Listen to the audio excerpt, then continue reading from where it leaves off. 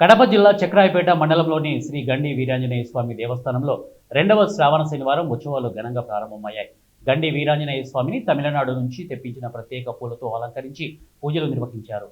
అనంతరం భక్తులకు దర్శన భాగ్యాన్ని ఆలయ పూజారులు కేసరి రాజస్వాములు కల్పించారు. స్వామివారి దర్శనానికి వేకువజాము నుంచి అధికంగా భక్తులు తరలివచ్చి స్వామివారి ఆశీస్సులు తీసుకుంటున్నారు.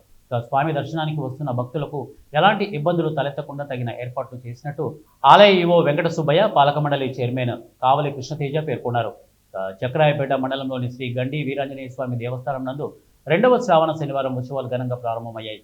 గండి వీరాంజనేయ స్వామిని తమిళనాడు నుంచి తెప్పించిన ప్రత్యేక పూలతో అలంకరించి పూజల అనంతరం భక్తులకు దర్శన భాగ్యాన్ని ఆలయ పూజారులు కల్పించారు.